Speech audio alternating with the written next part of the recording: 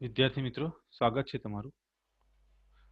પ્રશ્ન આ રીતના હશે કે નીચેની દરેક સંખ્યાને અવિભાજ્ય સંખ્યાઓના ગુણાકાર સ્વરૂપે દર્શાવો। આપણે આગળના વિડીયોની અંદર અવિભાજ્ય સંખ્યાઓનું 1 થી 50 નું લિસ્ટ જોયું હતું। આપણે એ સંખ્યાઓને યાદ કરી લઈએ।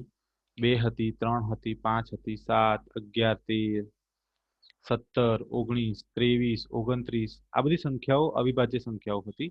50 સુધીનું લિસ્ટ તો આપણને આગળના વિડીયોમાં આપણે જોઈ લીધું છે। તો હવે અવિભાજ્ય સંખ્યાઓના ગુણાકાર સ્વરૂપે આપણે દર્શાવીશું। 1.2 નો દાખલા નંબર પહેલાનો પહેલો પ્રશ્ન આપ્યો છે કે 140 ને અવિભાજ્ય અવયવોના ગુણાકાર સ્વરૂપે દર્શાવો। એટલે આપણે એને અવિભાજ્ય સંખ્યાઓના ગુણાકાર સ્વરૂપે દર્શાવવાનું છે। પ્રશ્નની અંદર ખાસ કંઈ નવા જૂની નથી, એટલે આપણે હવે જવાબ ચાલુ કરી દઈએ છીએ। આપણો પ્રશ્ન છે 140। તો હવે આ 140 ને આપણે કેટલા વડે ભાગી શકીએ? 2 વડે ભાગી શકીએ। એટલે 140 ને 2 વડે ભાગીએ એટલે મળે 70।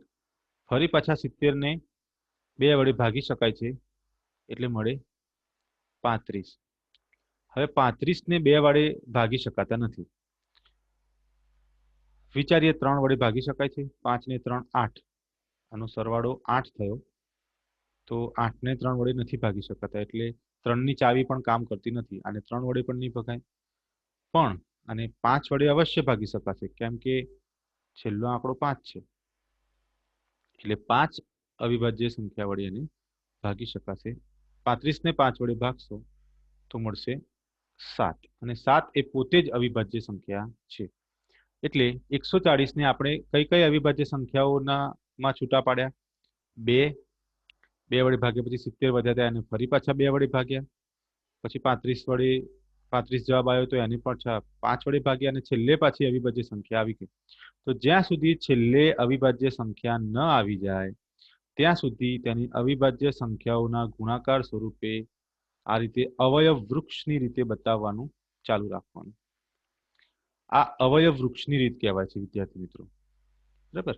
એટલે આનો જવાબ આપણે અહીં બાજુમાં લખીશું કે 140 બરાબર, સૌ પહેલો કયો જવાબ છે? 2 ગુણ્યા 2 ગુણ્યા 5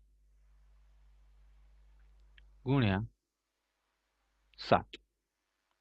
આપણે ચેક કરી લઈએ કે 140 થઈ જાય છે કે નહીં। 7 પંચા 35, 35 દુ 70, 70 દુ 140 થઈ ગયા। હવે જે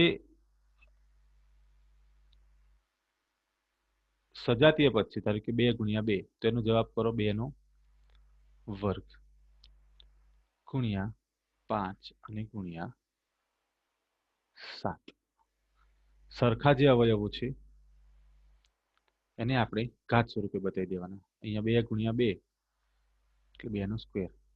5 એક જ વખત છે અને 7 પણ એક જ વખત છે, એટલે આ આપણો જવાબ થઈ ગયો। આપણે એને અવિભાજ્ય સંખ્યાઓના ગુણાકાર સ્વરૂપે દર્શાવી દીધા, બરાબર છે। તો દાખલો આટલો જ હતો વિદ્યાર્થી મિત્રો, ઓકે।